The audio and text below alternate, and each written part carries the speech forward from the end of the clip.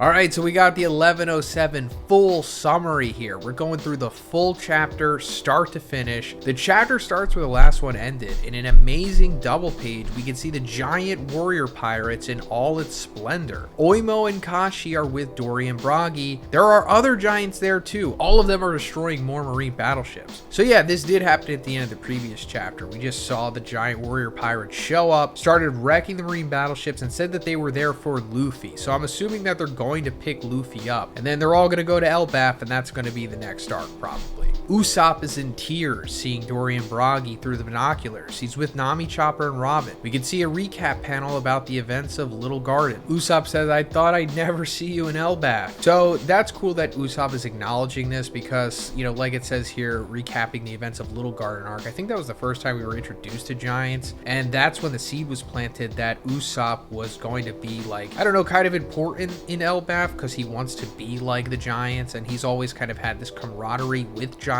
ever since then, always talking about going to Elbaf. The Thousand Sunny is about to go over the cliff. Jinbei is still flying towards where Zoro is. Zoro and Lucci are still fighting. Lucci is mocking Zoro, saying he will drag others down at this point since they can't leave Egghead Island without Zoro. So yeah, the never-ending fight here between Zoro and Lucci. And I know this is making it seem like Zoro's having a difficult time here, and I guess technically he is, but I think it was also pointed out by the leakers that he hasn't put on his bandana, meaning that Zoro technically isn't serious yet. So take that for what you will. It more so seems like Lucci is like stalling, I guess. Cut to Vice Admiral Red King, the guy with many chins, the GOAT. His name is based on the kaiju that appeared in Ultraman, a Japanese TV series. Around 30 small and middle level ships are already sunk, so the Red King orders all smaller ships to stay back. Larger battleships will approach Egghead and will fire at pacifistas. Cut to Luffy and Bonnie. Bonnie is in tears, so Luffy asks her why she's crying, and Bonnie says, "I've been looking for you, Nika." And Luffy says, "Why? I've been here with you the whole time." And what is Nika? Luffy just realized that Vegapunk is injured and looks furious at Saturn. He says, "How dare you hurt my friend?" Classic shonen protagonist line. But also, Vegapunk got stabbed through the abdomen by Saturn in the previous chapter. And we thought he was dead or possibly killed, but then like in the following page, he was like talking again. He's gonna come up again, so we'll talk more about what's going on with him. But Luffy says that he saw Bonnie's attack, but it was super weak. And Bonnie asks Luffy to show her real Nika's punch. Saturn attacks Luffy with his eye power, and Luffy's head was blown back, but he withstands the attack. So wow, that's pretty impressive. Saturn's devil fruit has some kind of, as it says here, eye power where he can like, I don't know, zap you or something. Like it could just pop the head of a marine, but it even like sent Sanji like flying backwards. But with Luffy, it kind of just knocks his head back, but he's cool. So I guess it depends on, you know, how powerful you are, which is generally how the whole power scale works here, you know, hockey above all. Luffy says, "Bonnie, I will show you how it works. Gumu Gumu no Dawn Gatling," or White Gatling. In an epic panel, Luffy punches Saturn many times in his face. Saturn is sent flying and he crushes into buildings again. So yeah, Saturn getting absolutely played again here, getting Gatlinged in the face by Luffy, seemingly the highest tier of his attacks, you know, Dawn level or White, whatever it is. You know, Dawn is probably what the D stands for, so I guess it is like the ultimate level of moves that Luffy would have. Hey, also guys, I'm trying to get to 10,000 followers on TikTok or Instagram, so if you could follow me on either of those platforms, whichever one you like to use more, I would appreciate it so much. I put out Reels and TikToks all the time. I'll have my link tree in the description. Thanks guys, I really appreciate it. Kizaru shoots a laser beam at Bonnie and Vegapunk, but Sanji blocks it with his kick. Kizaru makes a shock face that we haven't seen before on him, and Frankie makes it a Nell face. Frankie says, "I can't believe it. Wasn't that a laser beam?" And Sanji says, "Love shines brighter than light." And Kizaru says, "If it works like that, then we wouldn't need physics." And it's like, Kizaru, I don't want to hear about physics in the One Piece world, all right? You've got devil fruits and hockey. None of that stuff makes sense. this. But yeah, Sanji deflecting Kizaru's laser beam here that was meant to kill. It's even shocking Kizaru. So yeah, Sanji, pretty powerful. I mean, he was extremely powerful at the end of Wano when he just randomly had that power up against Queen, where, I don't know, it unlocked his latent abilities that had something to do with his mom drinking that juice that she drank before she gave birth to him or whatever. And maybe Judge did something too. He augmented the other siblings of Sanji. But yeah, there's definitely something going on with him, and this allows him to block Kizaru's laser beam and maybe even fight somewhat on par with him. I'm not saying that that's confirmed, but man, he's got to be up there at this point, right? I mean, up to the point of where he could fight against Kizaru and like not get completely dominated. Frankie, Bonnie, Kuma, and Atlas fly away to the coast first, and Vegapunk refuses to move since he knows from his medical knowledge that if they move him now, that he will die. And it's still up in the air if he is going to die, but it seems like he's the perfect candidate for somebody to actually die in this arc, you know, because we do have Punk Records, which technically has like his memories and his brain in there, and then we have Atlas, and Edison is still alive, right? And then Lilith is still alive, so those are technically Vegapunks. And then York, of course, even though she's like a heel now, but I think it's okay if Vegapunk dies. You know what I'm saying? Sanji and Luffy stand to block Kizaru. Cut to Saturn. He's emerging from the rubble. Suddenly, someone appears in front of him.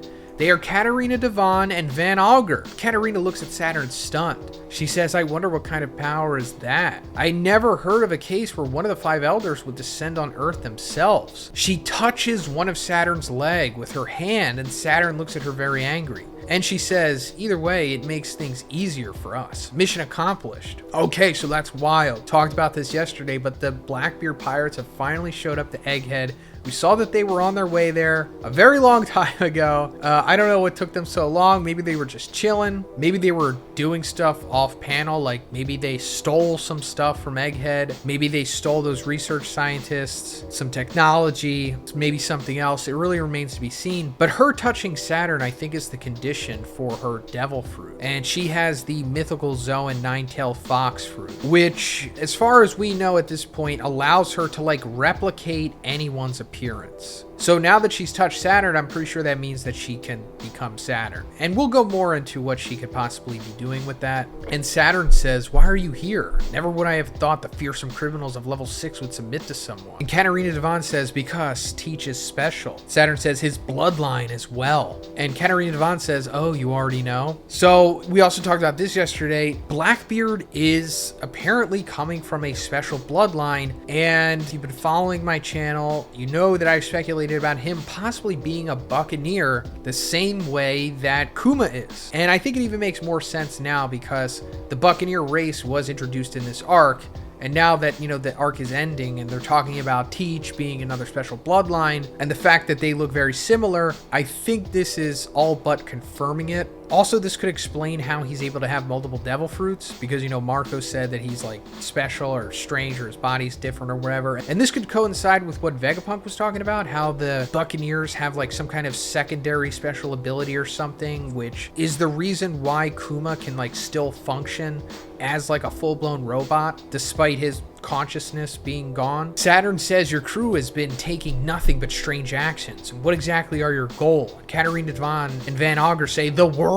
Okay, so I thought that they were more so going to try to use this to get Blackbeard into the world government by making Hachinosu, like their home base, into an actual country recognized by the world government. But that did seem like a small fish for him. So them saying the world, I mean, we always knew this was kind of what Blackbeard wanted. He wanted to be like the ruler, the actual one who sits on the empty throne the way that Emu does, because that's what Rox wanted. And, you know, come on, I think it's pretty evident by now that Blackbeard has inherited Rox's will. The same way that Luffy has inherited the will of Joy Boy and, you know, all that stuff. Rox was also a D, and, you know, his ship is called the Saber of Zebek, Rox D Zebek. So if he's not like just straight up Rox's son, then he at the minimum has just inherited his will because, I don't know, it'll be revealed. But Katarina Devon now being able to become Saturn is for sure going to allow them to do this in some way. And they'll be able to get back to Mary Joie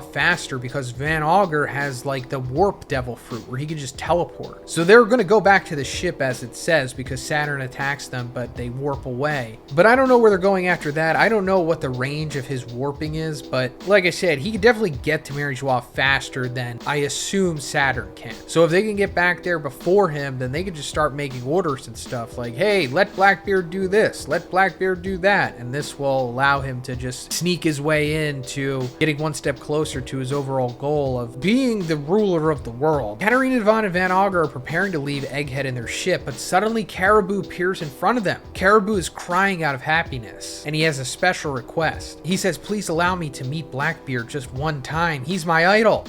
I want to work for him. I became a pirate because of him. End of chapter. So this is pretty wild because we've been speculating about this as well for a long time. We thought that Caribou was possibly already secretly a part of the Blackbeard Pirates, but no, he's just wanted to join them. And he's been learning a lot of things, you know, post time skip because he's been with the Straw Hats pretty much the whole time since they left Sabaody. And the two most important things that he knows is that Poseidon is Shirahoshi and that Pluton is underneath Wano. So he's for sure going to tell the Blackbeard Pirates this. And I assume that this is going to lead to Blackbeard invading Wano, where he's going to get Pluton, which I think would be incredible because, man, that really sets up one of the final endgame bosses there, right? Like you have Emu and the world government who very likely have Uranus, and then we'll have like Blackbeard off to the side with his, you know, crazy pirate crew and freaking Pluton. Man, that is so hype. But let me know what you think about this chapter in the comments, and if you liked the video, please give it a like and please subscribe if you haven't already. Have a great day. I'll see you in the next one.